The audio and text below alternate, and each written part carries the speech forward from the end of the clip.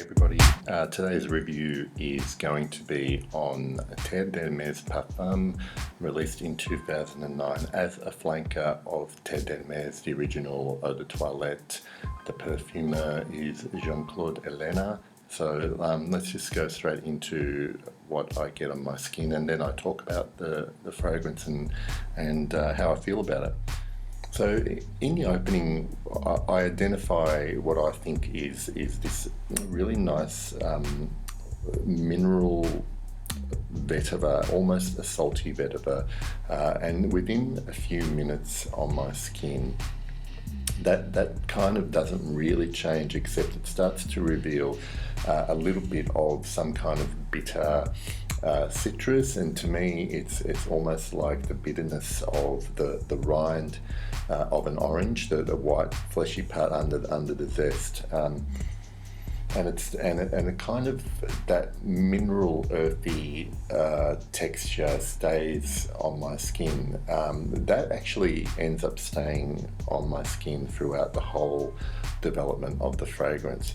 And then what starts to come out as it begins to dry down are these really lovely, what I like to describe as a blonde woods, young woods. It's like almost the smell that you could imagine walking through a sapling forest where maybe there's been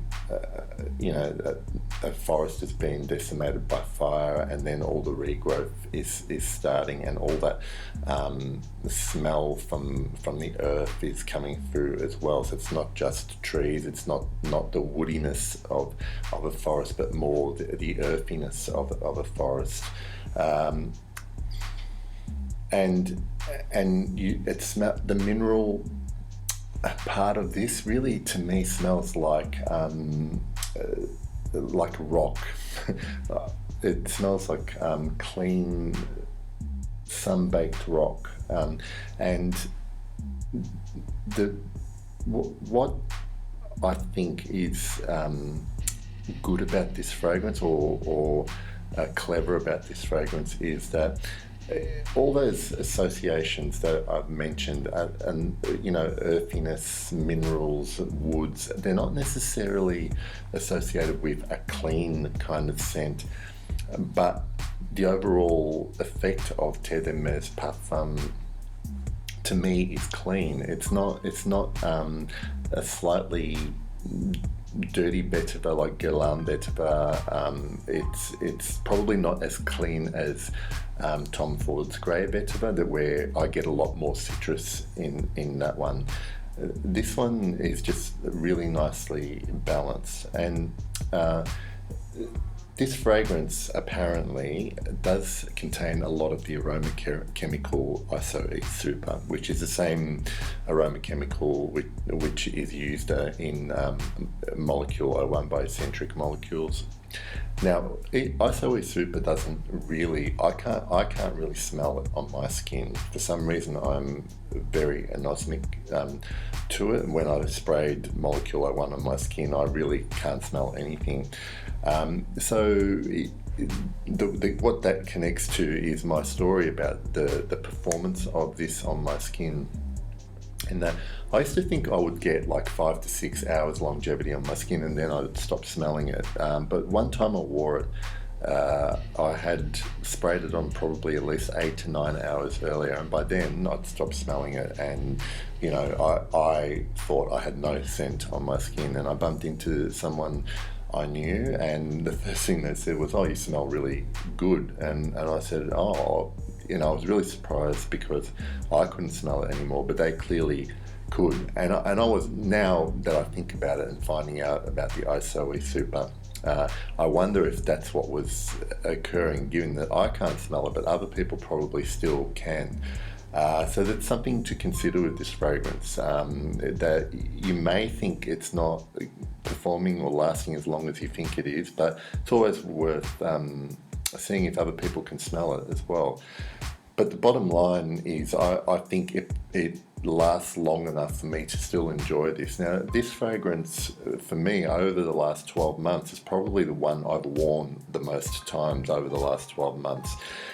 But having said that, if I were to be asked what are my top favorite fragrances, the ones that I consider the most beautiful or unique, or the ones I really love, this one wouldn't automatically be one that I would think of. But I don't think I could be without this in my wardrobe.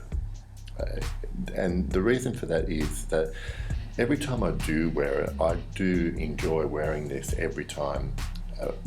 But then between wears, I kind of don't think about it. And then every time I spray it on again, I really love it, because the way this fragrance makes me feel when I wear it is the best way I can describe it is just connected to where I am. I feel connected. I feel balanced. I don't feel like it's not a heavy fragrance, but it still centers me, and that's what I really like about it. It brings me into focus, if that makes any sense. And so Terre Hermes PARFUM is a fragrance that I probably won't ever be without, unless for some reason at some point it stops smelling any good to me.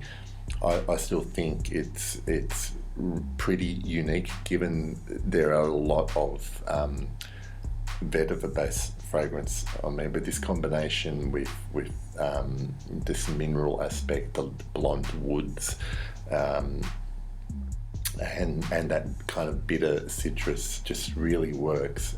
For me, it's a year-round scent, but I think this would just shine in springtime, especially because the fragrance itself really represents newness and almost a rebirth, if you like.